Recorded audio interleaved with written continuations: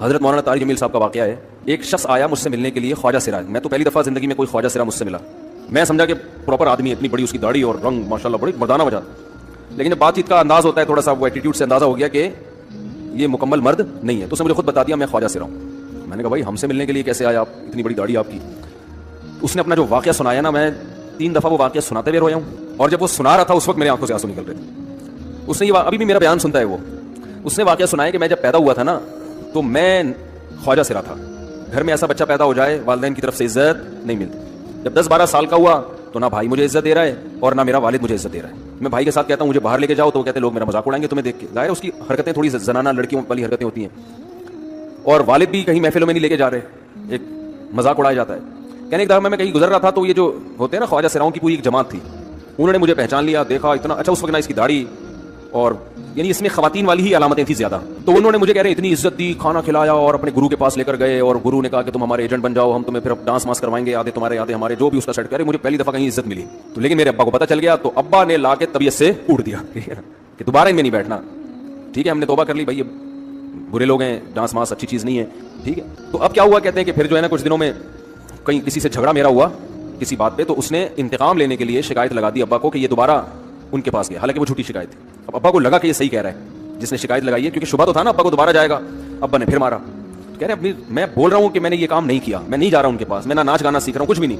لیکن ابا نے اس کی باتوں میں آ کے انکوائری نہیں کی ہوگی پوری, وہ سمجھے ہوں گے کہ بھائی ایسا ہی ہے. تو ابا نے پھر کٹائی لگائی. اس کے دل میں منفی جذبات پیدا ہو گئے اور یہ گھر سے بھاگ گیا کہ بھائی مجھے ویسے تو عزت نہ یہاں مل رہی ہے اور میں ذلت برداشت بھی کر رہا ہوں تو بھی. کہہ رہے میں وہاں چلا گیا.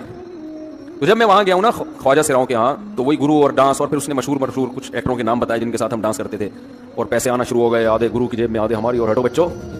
لیکن ظاہر ہے کوئی عزت دار راستہ تو نہیں ہے نا. کہہ رہے ہیں کہیں سے تبلیغی جماعت میں حضرت مولانا طارق جمیل صاحب آ گئے. انہوں نے اجازت مانگی, ہمارے گرو کو پیغام بھیجا بھائی مجھے ایک دفعہ یہاں آ کے دعوت دینا. تو اس نے اجازت دے دی, آ جاؤ بھائی. بیان کیا, ان کو سمجھایا بھائی یہ زندگی نہیں ہے, اللہ کی سیروزے کے لیے بہرحال ترغیب دی. کہہ رہے ہیں میں تیار ہو گیا, باقی لوگ تیار نہیں ہوئے, میں تیار ہو گیا.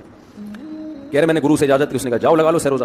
تو کہتا ہے کہ جب میں حضرت کے گھر پہ گیا ہوں نا تو حضرت پہلے سے دروازہ کھول کے ایسے انہوں نے دونوں بازو پھیلائے ہوئے تھے استقبال کے لیے, پہلے سے کھڑے ہوئے تھے علماء کے ساتھ. کہتے اتنے مشہور آدمی, اتنی بڑی سیلیبریٹی, اور اتنے بڑے بڑے علماء, ان کی پگڑیاں, ان کا اتنا خوبصورت لباس, جو خود عزت دار لوگ ہیں. کہہ رہے ایسے جو ہے نا میرے استقبال کے لیے دونوں بازو پھیلا کر کھڑے ہوئے, اور ایسے مجھے بیٹا بنا کے نا اپنے سینے سے لگایا کہ تو میرا بیٹا ہے. کہہ رہے خدا کی قسم مجھے زندگی میں پہلی مرتبہ ایسی عزت ملی مجھے کسی سے.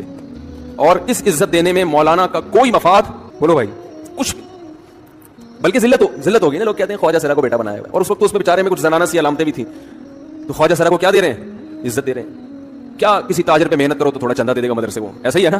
اور کسی افسر پہ محنت کرو تو تعلقات کیا ہو جائیں گے, جب وہ دین پر آئے گا تو اس سے کیا فائدہ.